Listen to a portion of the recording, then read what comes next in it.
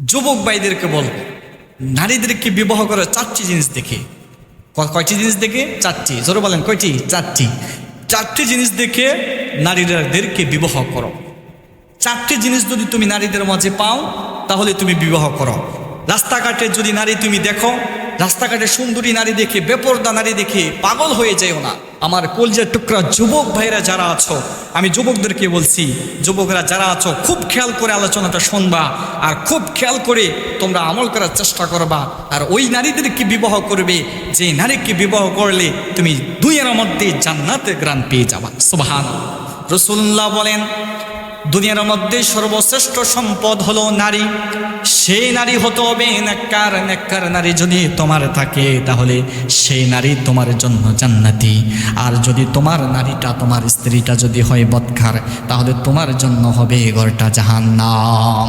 অতএব তুমি যদি নারীকে পছন্দ করো, নারীকে ভালোবাসো, তাহলে এমন নারীকে পছন্দ করো, এমন নারীকে ভালোবাসো যে নারী হবে তোমার জন্য নেককার। অতএব শুধু রাস্তাঘাটে এখানে সেখানে নারীদেরকে দেখে তুমি তাদেরকে ইফটিজিং করবা, তাদের সাথে ভালোবাসা প্রেম প্রীতি করবা, সেটা করলে তুমি কোনোভাবে শান্তি হতে পারবে না। সবচেয়ে বেশি এখন ডিভোর্স হচ্ছে, প্রেম প্রীতি করে অবৈধ সম্পর্ক করে যাদের বিবাহ হচ্ছে তাদের মধ্যে সম্পর্ক টিকে থাকে না, নষ্ট হয়ে যাচ্ছে। অতএব আমার যুবক, কলিজার টুকরা যুবক ভাইয়েরা, চারটা জিনিস দেখে নারীদেরকে বিয়ে করবে। নাম্বার 1, এক নাম্বার দেখবে নারীর সম্পদ, নারীর বাবার সম্পদ আছে কিনা। তুমি সম্পদ দেখবা, আবার কোটি কোটি সম্পদ আছে, বেশি সম্পদ আছে সে সম্পদ নয়, বরং মোটামুটি সম্পদ আছে সেই নারীকে তুমি বিবাহ করো। 2 নম্বর হলো বংশ। কোনো নারীর যদি বংশ না থাকে, বেবংশর হয়, তাহলে নারী খারাপ হয়। তবে হ্যাঁ, কিছু নারী আছে বংশ খারাপ হলেও সে নারী অনেক ভালো।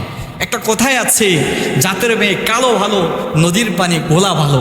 অতএব আপনি সেটা খেয়াল করবেন নারীর বংশ আছে কিনা।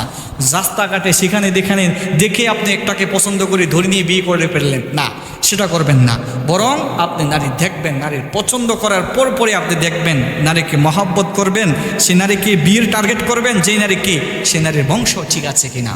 নাম্বার 3 যেটা দেখবেন, সেটা যুবকরা তখন পাগল হয়ে যাবে যে সেটা তো দেখতেই হবে, কোনো কিছু থাক আর না থাক একটা থাকতে হবে, কি? সুন্দরী। 3 আল্লাহ রাসূলুল্লাহ সাল্লাল্লাহু আলাইহি ওয়াসাল্লাম নাম্বার 3 মধ্যে বলে দিয়েছেন, 3 নম্বর বলছেন যে নারীর সৌন্দর্য দেখো, সুন্দরী নারী দেখো। এটা তো পাগল হয়ে যাবে। যুবক ভাইরা যারা আছে তারা তো বলবে যে হুজুর কিছু থাক আর না থাক, যদি খালি নারীর সৌন্দর্য থাকে সেটাই হবে, সেটাই সারবে। এতেই সে পছন্দ করে ফেলবে, বিয়ে করে ফেলবে। এক বস্তা আটা দিয়ে, ময়দা দিয়ে যে নারী বের হয় রাস্তাঘাটে, সেটাকে বিয়ে করতে পাগল হয়ে যায়। এখন তো একটা মডেলে হয়ে গিয়েছে যে নারীরা বিয়ে করে ছেলেকে দেখে, বুড়া হোক দুরা হোক, চুল পেকে গিয়েছে, দাড়ি মোছ পেকে গিয়েছে, সেটার যদি টাকা থাকে তাহলে তাকে বিয়ে করে ফেলে।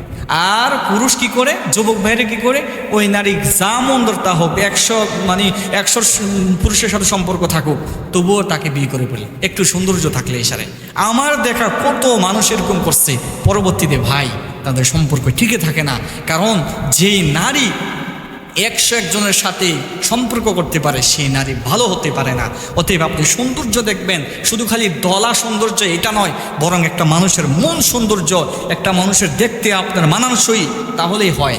আপনাকে যদি দেখে আপনার ভালো লাগে, দ্যাটস এনাফ ফর ইউ, সেটা আপনার জন্য যথেষ্ট। অতএব তাকে আপনি পছন্দ করবেন, মহব্বত করবেন। নাম্বার 4 যেটা সবচেয়ে বেশি দেখবেন, সেটা হলো নারীর দিনদারিত্ব। যে নারী পর্দাশীল, যে নারী ভালো, সেই নারীকে আপনি বিবাহ করেন। কারণ সেই নারীকে যদি আপনি বিবাহ করতে পারেন, আপনার জীবনটা ধন্য হয়ে যাবে। আপনি ঘরের মধ্যে দুনিয়ায় থাকতে জান্নাতে গ্রাণ পেয়ে যাবেন। অতএব সেই নারীকে আপনি বেশি বেশি বেশি পছন্দ করেন। কেননা রাসূলুল্লাহ নিজেই তো বলে দিয়েছেন যে ফাসফার বিজাতি দিন, তোমরা দিন দেখে ওই নারীকে বিবাহ করো, তাহলে তোমার জন্য সেটা সফল হবে, তুমি নেককার স্ত্রী পাবা, তাহলে তোমার সংসার ধন্য হবে, তোমার সংসার সুখময় হবে। অতএব যুবক ভাইদেরকে বলবো, এই 4টা জিনিসের মধ্যে সর্বোচ্চ যেটা প্রায়োরিটি দিবেন, যেটা ভালো করে দেখবেন, সেটা হলো দিনদারিত্ব। দিনদারিত্বকে দেখে যদি বিবাহ